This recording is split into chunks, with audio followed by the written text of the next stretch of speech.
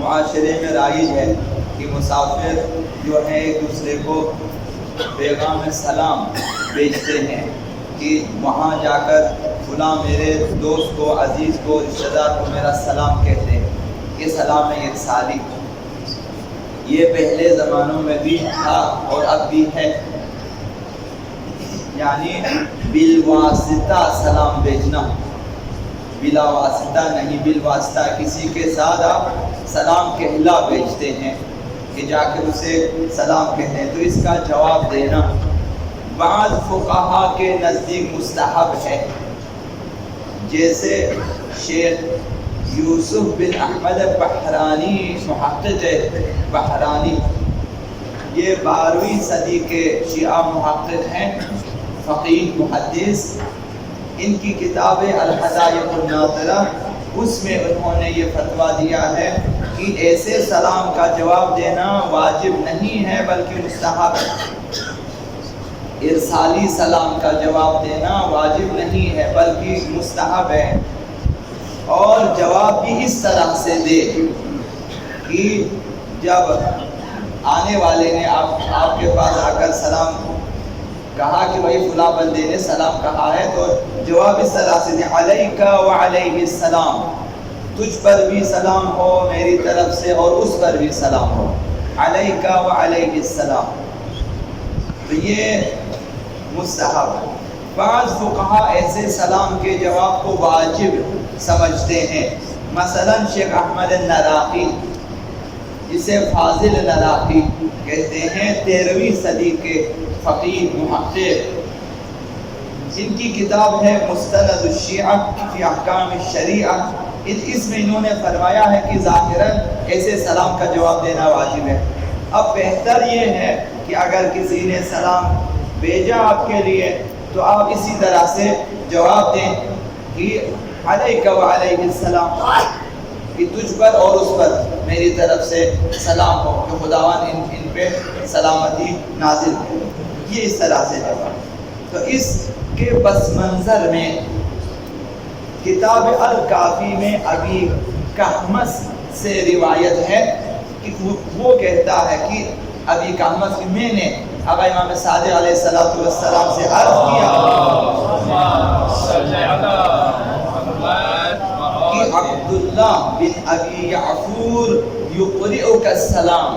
چھٹے امام کے خدمت میں ابی کہمس نے کہا کہ جو ہے عبداللہ بن ابی یعفور نے سلام کہلا بھیجا ہے آپ کے لیے، ان کی طرف سے سلام ہے. تو امام نے یہی جواب دیا ہے علیک وعلیہ السلام، تجھ پر اور اس پر میری طرف سے سلام ہو، خداوند متعال تجھ پر جو اس پر بھی سلامتی نازل کرے. اور امام نے بھی سلام بھیجا ابی کہمس کے ذریعہ اور فرمایا کہ اذا اتیت عبداللہ، جب تو جائے عبداللہ ابن ابی یعفور کے پاس، فاقرئہ السلام، اسے بھی میرا سلام کہتے ہیں. تو یہ سیرت ائمہ میں موجود ہے کہ ان کے لیے سلام آتا تھا اور یہ بھی سلام بھیجتے تھے اپنے چاہنے والوں کے لیے. تو یہ ایک روایت. دوسری روایت مستدرک الوسائل میں ہے، الجعفریات میں. اس میں روایت ہے کہ جس کا خلاصہ آپ کی خدمت میں عرض کر رہا ہوں کہ پیغمبر خدا صلی اللہ علیہ وآلہ وسلم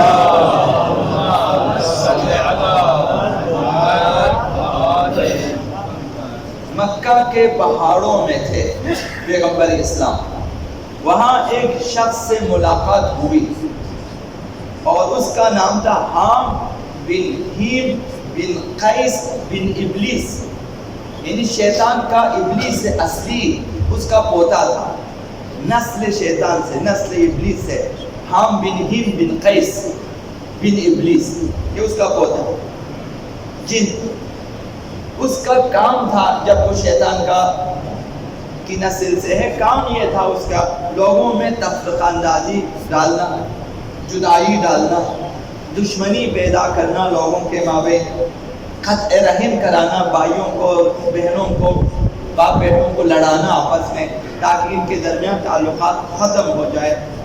پھر ایک زمانے میں اس نے توبہ کی، حضرت نوح علیہ السلام کے زمانے میں حضرت نوح کے پاس آیا اور حضرت نوح کے توسط سے اس کی ہدایت ہوئی، اس نے توبہ کی، وہ حضرت نوح علیہ السلام کے ساتھ رہا، پھر حضرت الیاس کے ساتھ رہا، پھر حضرت ابراہیم کے ساتھ رہا، یعنی اس کی عمر اتنی زیادہ تھی۔ کسی روایت میں ہے کہ جب قابیل نے حابیل کو قتل کیا اس وقت میں جوان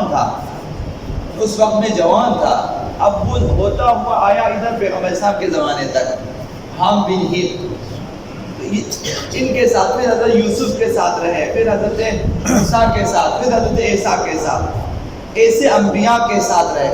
حضرت موسیٰ علیہ السلام نے اسی کے ذریعہ سلام بھیجا حضرت عیسیٰ علیہ السلام کے لیے۔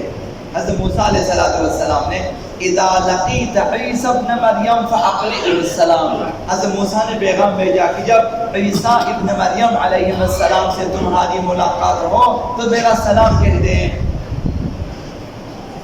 اس نے حضرت موسیٰ علیہ السلام کا سلام پہنچایا حضرت عیسیٰ علیہ السلام تک۔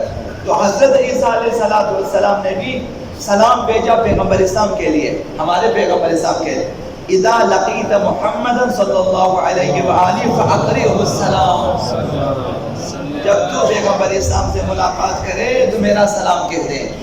آدم کے زمانے سے آنے والا یہ جن پیغمبر اسلام کے زمانے میں حضرت موسیٰ کا سلام حضرت عیسیٰ تک پہنچایا، حضرت عیسیٰ کا سلام حضرت پیغمبر خدا تک پہنچایا۔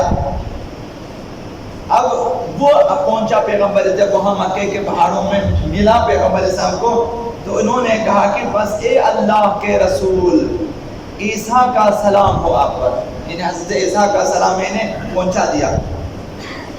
اس کے جواب میں بھی پیغمبر اسلام نے اسی طرح سے جواب دیا، وَعَلَىٰ عِيسَىٰ رُوحِ اللَّهِ وَكَلِمَتِهِ مَا دَامَتِ السَّمَاوَاتُ وَالْأَرْضُ السَّلَامُ، حضرت عیسیٰ روح اللہ پر بھی جب تک زمین باقی ہے، جب تک زمان باقی ہے، آسمان باقی ہے، میری طرف سے سلام ہو حضرت عیسیٰ پر، انہیں غائبانہ سلام ہے۔ وَعَلَيْكَ، اور تجھ پر بھی سلام ہو یا حام، اس کا نام حام تھا، لما بلغت السلام، اس لیے کہ تو نے عیسیٰ کا سلام مجھ تک پہنچایا، لہذا تجھ پر بھی سلام ہو۔ تو یہ سلسلہ رہا انبیاء میں بھی اور ائمہ اطہار میں بھی۔ اگر آپ روایات میں تتبع کریں آپ دیکھیں گے یعنی ہمیں جو ہے ہم شرمندہ ہو جاتے ہیں، ائمہ نے بارہا و بارہا شیعیان اہل بیت کے لیے سلام بھیجا، بارہا و بارہا، اور ہم اصل لیتے بھی نہیں ہیں اور ہم محسوس بھی نہیں کرتے کہ ائمہ نے ہمارے لیے سلام بھیجا۔ آقا امام سجاد کا سلام، امام عسکری علیہ السلام کا سلام، امام صادق علیہ السلام کا سلام، امام باقر علیہ السلام، انہوں نے بارہا مختلف حوالوں کا ہمارے شیعوں تک ہمارا سلام پہنچا دیا۔ تو یہ کہ اپنی سیرت میں اسے مثلا رکھیں کہ اپنے دوستوں عزیزوں کو مثلا یہاں سے سلام بھیجیں، اگر کسی سے طرف سے کہیں سے سلام آئے تو اس طرح سے جواب دیں، علیک وعلیہ السلام۔ اگر وہ لوگ زیادہ تھے مثلا تو آپ جمع کا صیغہ استعمال کر سکتے، علیک وعلیہم السلام مثلا، تو یہ تھوڑی سی مثلا سیکھ سکتے ہیں۔ مثلا اگر مؤنث ہے علیک وعلیہ السلام، مثلا اس طرح سے جواب دے سکتے ہیں۔ اس میں بھی سلامتی ہے، برکت ہے، رحمت ہے۔